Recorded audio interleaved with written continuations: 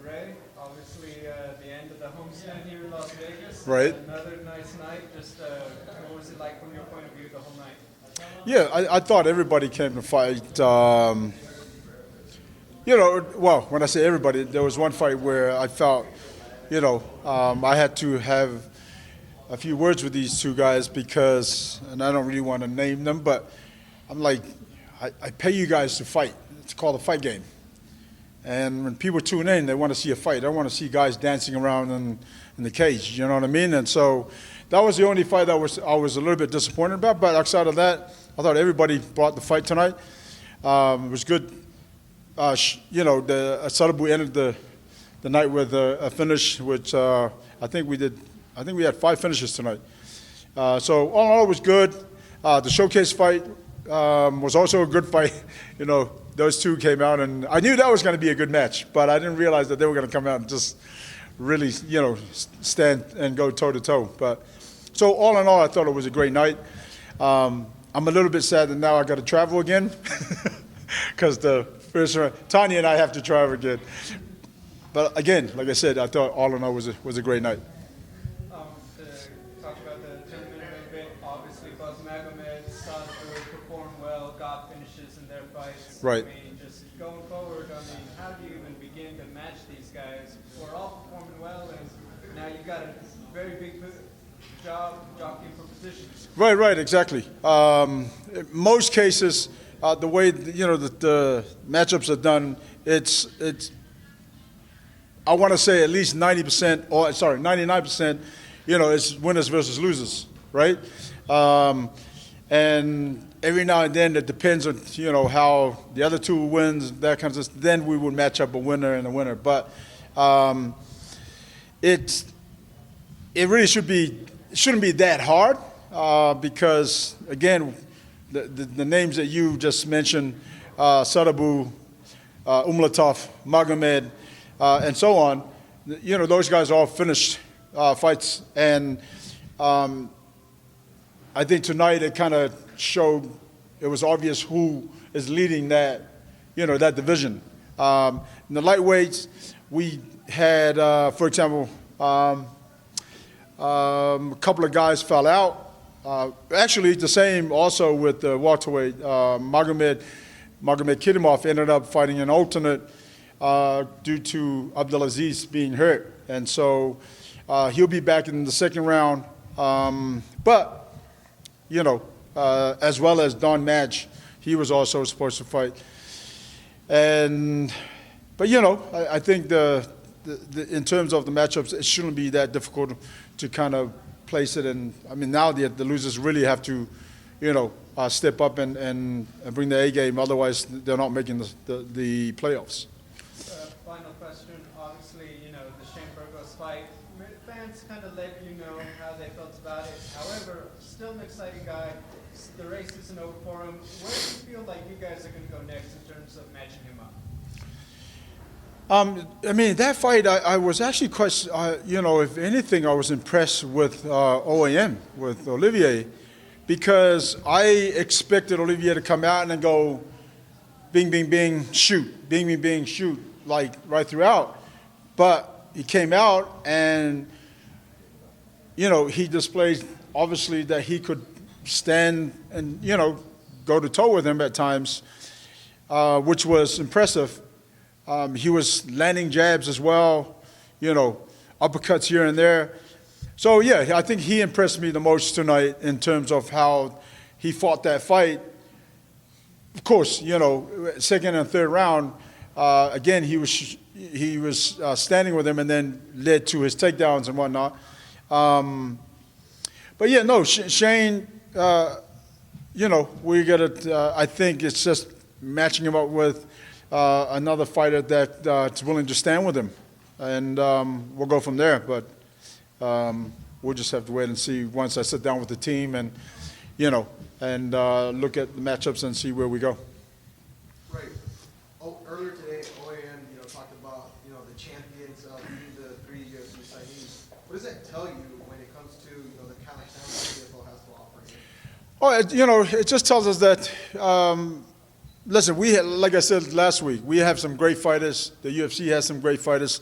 But it just tells us that we also have great fighters in the PFL. You know what I mean? We all know, you guys know, the UFC have great fighters as well. But the fact that some of these guys are able to compete with some of the fighters from over there, it's really satisfying to see that they're at that level, right? And so, again, we have great fighters. The UFC have great fighters. Last question. Who would your MVP of the evening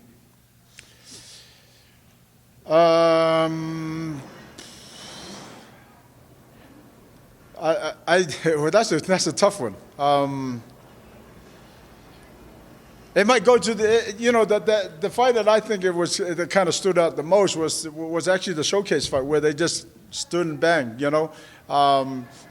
Again, the guys that came out and finished that are in the season, I thought they did great, but no one's MVP yet until they make the playoffs or make the finals.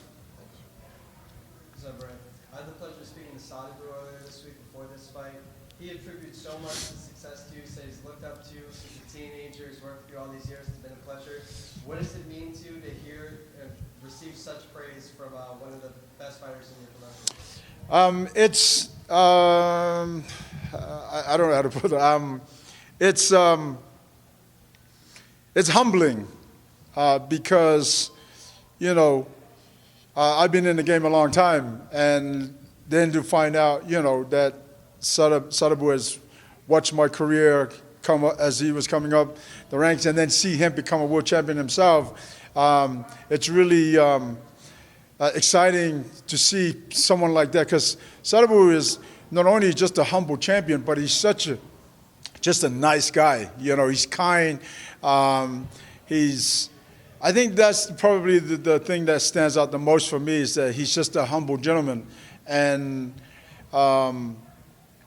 the fact that he's kind of used me as a role model, if you will.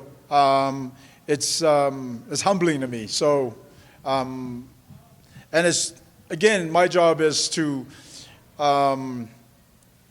not only put on good fights, but at the same time, if I can inspire a fighter not only from my career, but also from what I do now, that in itself, it's rewarding, because just to see these guys not only fight at the highest level, but also are champions themselves, it's really humbling and wonderful to hear that, they're able to take something with them and be able to kind of continue and elevate their game.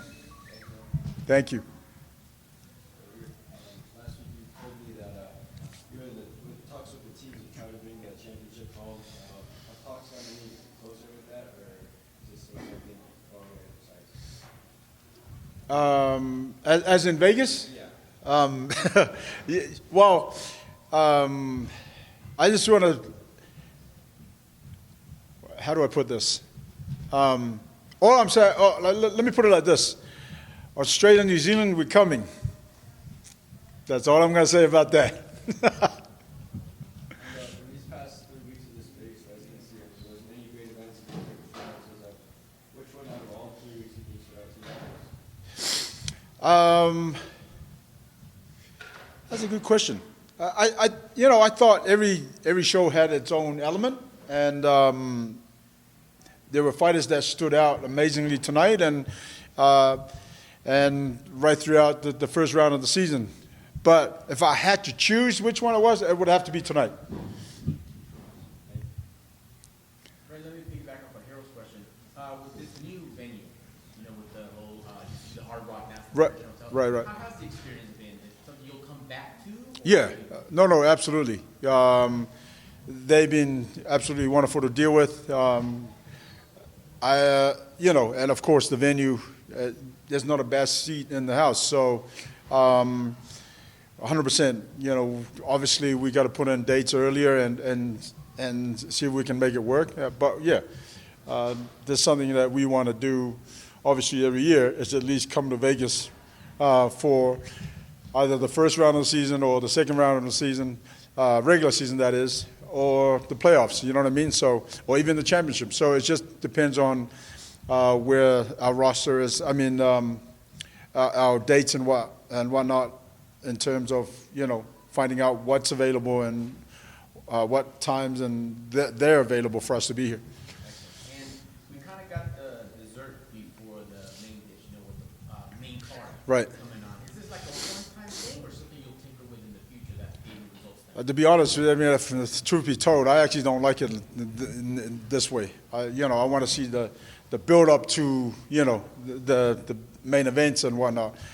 Even though that every fight matters in the season, still that build up is what do you call it?